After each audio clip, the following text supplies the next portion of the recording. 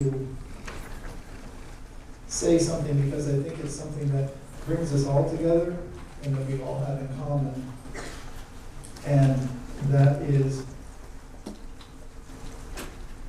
this belief that literature is important to democracy. And whenever I get discouraged, running a prison writing program is pretty easy to get discouraged. I would see the most amazing young people come through the door to act as either interns or take junior staff positions. And their enthusiasm and their energy revitalizes all of us. And I hope that when we honor Penn tonight, we keep that in mind, and many of them are here in the room tonight as well.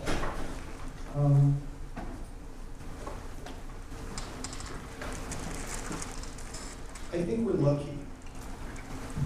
I think that we're lucky that we can be together in this room and that we live in a country that still celebrates literary excellence and merit, and the amazing group of finalists we have tonight. So without any further ado, I'd like to welcome to the stage Jane Ciabattari.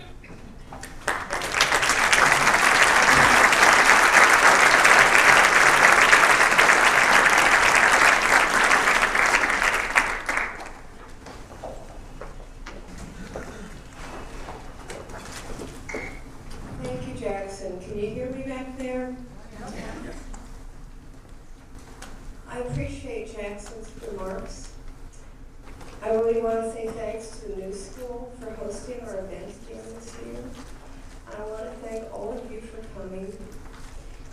The 24-member board of the National Book Critics Circle is an incredibly hard-working volunteer organization. I'd like every board member in the audience to please stand up. We have an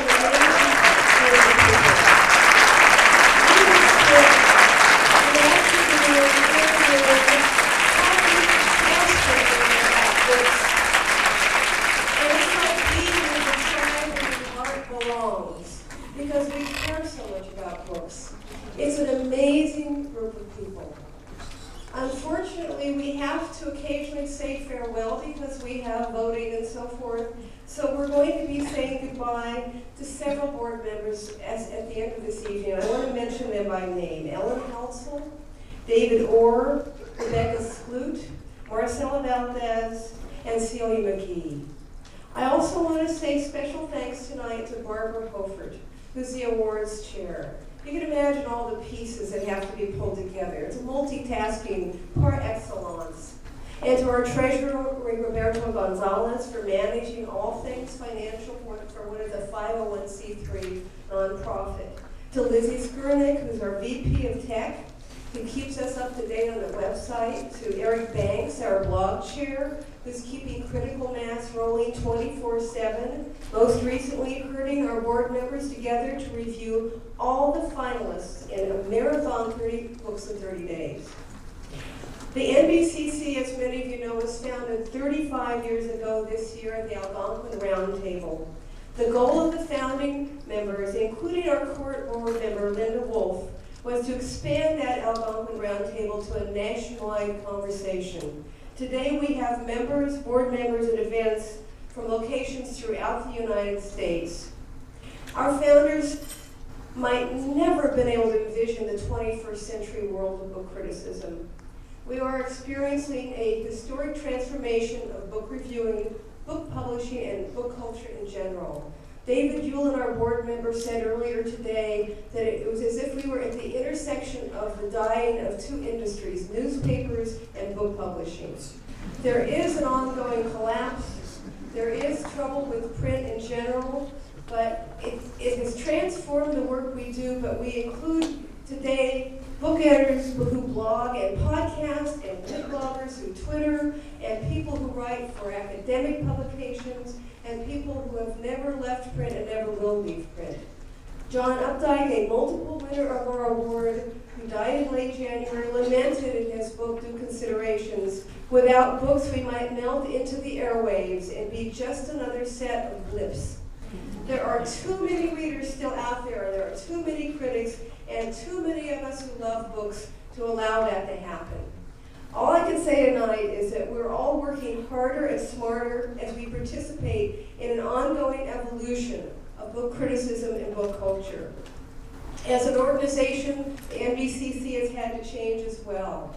We've invested in a website upgrade. We're expanding the capabilities of our award-winning blog, Critical Mass. We're publishing critical essays, reviews, interviews, book news, links, and podcasts of this year's events.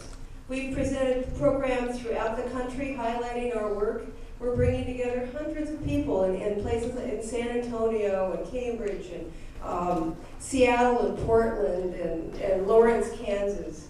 Last month in Chicago, we had an audience of more than 1,000 heads of MFA programs and graduate students who turned out to hear an NBCC-sponsored reading by 3 of our former fiction winners, Marilyn Robinson, Alexander Heyman, and Bharati Mukherjee, 2 of whom it just so happens are finalists for this year's Fiction Award. But nothing for us takes away from the value that we place on our awards each year, and on the books we read and champion throughout the year, and on literary quality. We spend all year long conversing on a whiteboard about the books we're reading and reviewing, and at the end of that year, we have a day like this, an afternoon in which we talk it all through.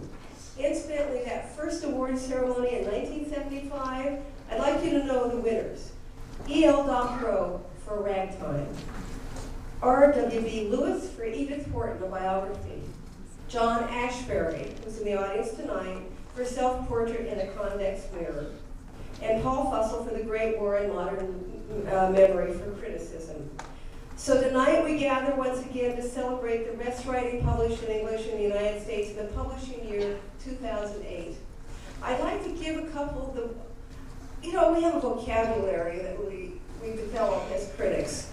And I want to use some of the words tonight that have been used on our blog and in reviews and in our discussions today about the work that will be presented to you tonight.